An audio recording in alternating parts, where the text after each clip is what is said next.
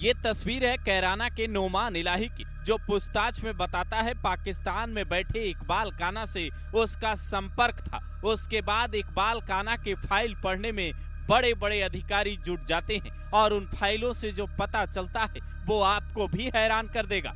ये जानकारी मिलती है कि इकबाल काना बीते 2 दशक से हिंदुस्तान में कई जासूसों को तैयार कर रहा था। इसने सहारनपुर जिले की एक अफगान लड़की से शादी की थी। इसके 2 बच्चे भी थे, लेकिन बाद में इसने बीवी को तलाक दे दिया तो पिता ने घर से निकाल दिया। ये शुरू से ही अवैध कामों में लिप्त था, लेकिन एक घटना ने इसे पाकिस्तान पहुंचा दिया। वो घटना क्या थी, उस पर आए इससे पहले उसकी कैराना वाली कहानी सुनिए।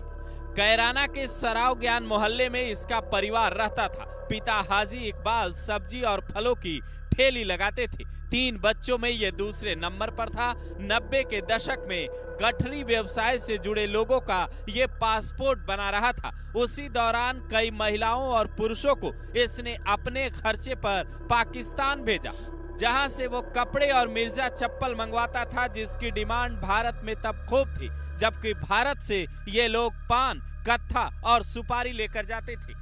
इसी आड़ में इकबाल काना ने सोने और हथियारों की भी सप्लाई शुरू करवा दी। इसका खुलासा तब हुआ जब दिल्ली में इसके भेजे करीब 361 अवैध सामान पकड़ लिए गए। कहा जाता है उसके बाद ये पाकिस्तान भाग गया और वहां के पंजाब प्रांत में दिखाने के लिए इसने इत्र का कारोबार शुरू किया। इसी दौरान वहां रहने वाले हिंदुस्तान के दुश्मनों से इसने हाथ मिलाया। पाकिस्तानी जासूसी एजेंसी ISI के एजेंट जो भारत के गली गली से वाकिफ व्यक्ति को ढूंढते हैं, उन लोगों ने इसका इस्तेमाल यूपी के अलग अलग जगहों के बारे में जानने के लिए किया। इसे जासूस तैयार करवाने की भी ट्रेनिंग दी गई, ऐसी जानकारी भी सामने आई है।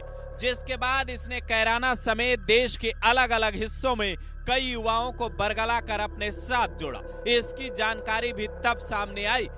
17 जून 2021 को दरभंगा में एक ब्लास्ट होता है, बिहार के दरभंगा जिले में। उस मामले में NIA 2 आरोपियों को गिरफ्तार करती है। एक का नाम था सलीम, दूसरे का नाम था कफिल। ये दोनों आरोपी बताते हैं कि इकबाल काना के आदेश पर ही उन्होंने ऐसा किया। इकबाल काना की इसमें बड़ी भूमिका मिली, यहाँ तक कि जाली नोटों के मामले में और करीम टुंडा ने भी इकबाल काना का कई साल पहले नाम लिया था, जिसके बाद सुरक्षा एजेंसियां सजग हो गई थी।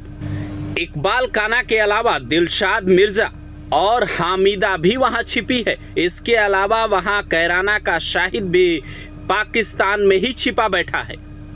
16 अगस्त 2024 को जब शामली के कलीम और तहसीम, जो दोनों भाई थे, उनको यूपी ATS ने गिरफ्तार किया तो ये पता चला कि ये लोग भी इकबाल काना के संपर्क में थे।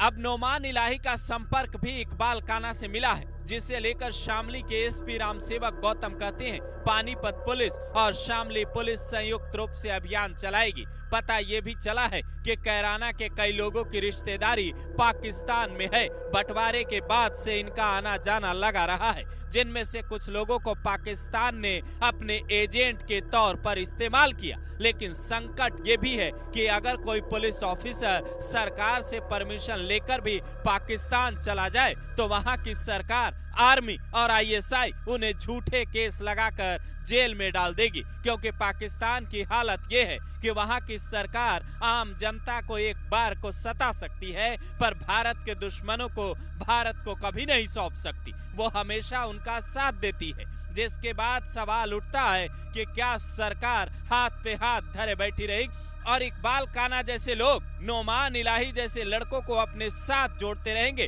जो देश की खुफिया जानकारियां पाकिस्तान पहुंचा रहा था, या फिर इनका कोई इलाज है।